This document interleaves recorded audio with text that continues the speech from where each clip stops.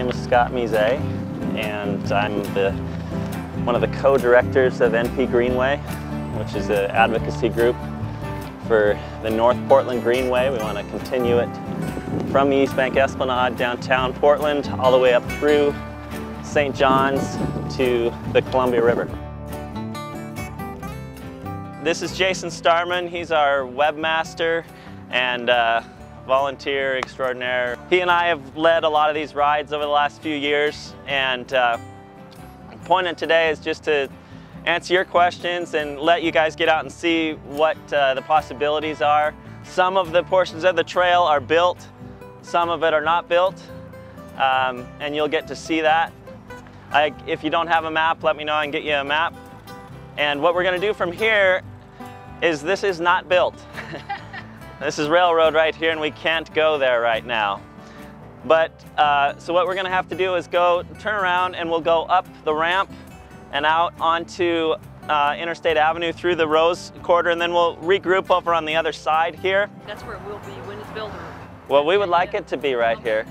A lot of this is aspirational at this point, and part of city planning maps and regional transportation plans and metro trail plans and those sort of things.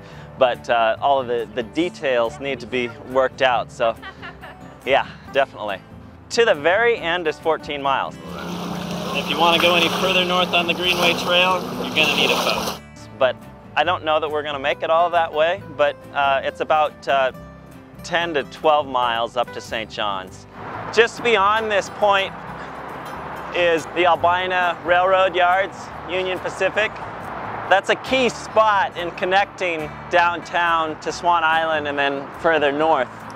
There's some concern from some of the industrial users along there, as well as the railroad, of whether or not there should be a path going through there. There was a study done this last year that shows several alternatives on how you could get a path through there. One of them involves removing one of the spurs of railroad track there.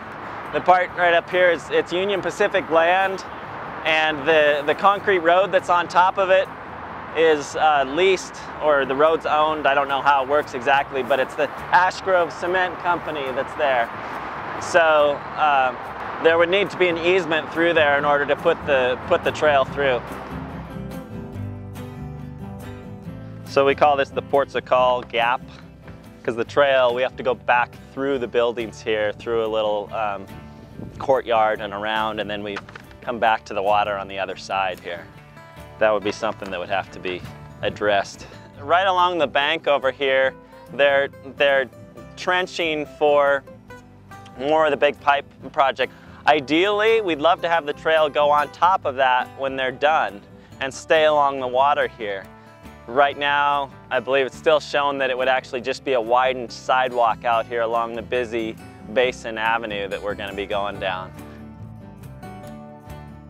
Here, this is the Wad Bluff Trail, and you'll see on your map that it's a blue solid line, and the blue indicates that it's funded, and then it'll be paved trail all the way up to Willamette Boulevard here at the top.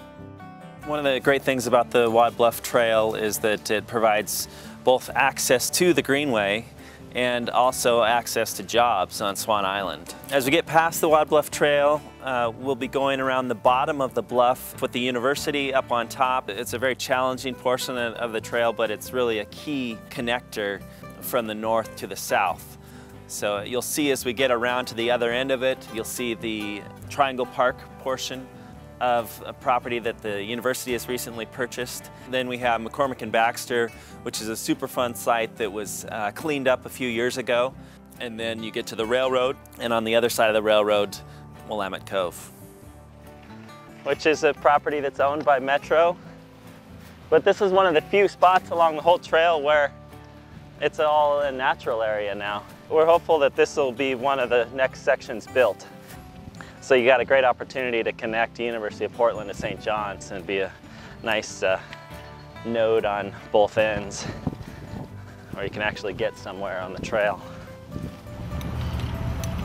It's another reason why we need a paved bike path to connect from St. John's to downtown Portland. Here we are on phase 2 of the North Portland Greenway Tour. We're about to enter the section called Baltimore Woods.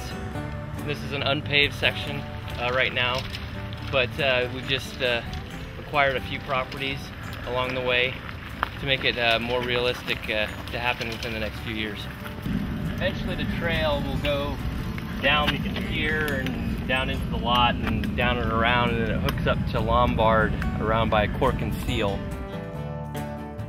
So we're at the north end of the Baltimore Woods section, and behind us is the Crown Cork and Seal industry area, and on the behind me is the residential area.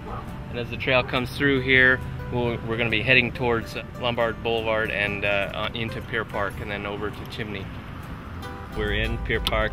We're going to go down on the other side of these ball fields right here, and the railroad is just on the other side of the trees.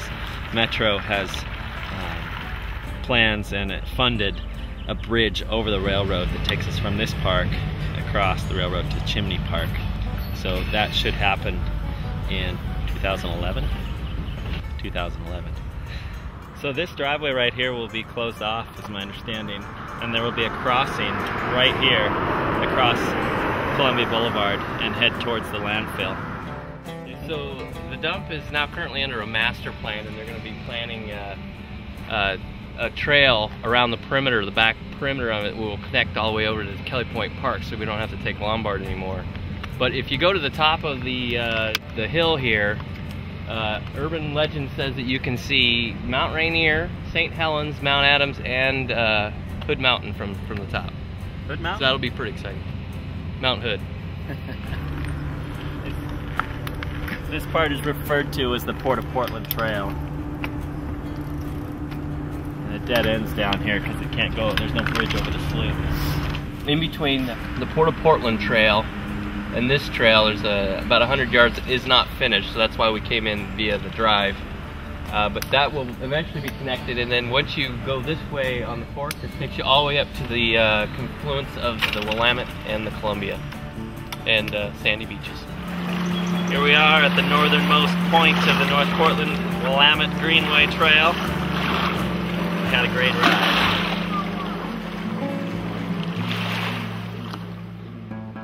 You can help the North Portland Greenway Trail become a reality. Visit npGREENWAY.org and get involved.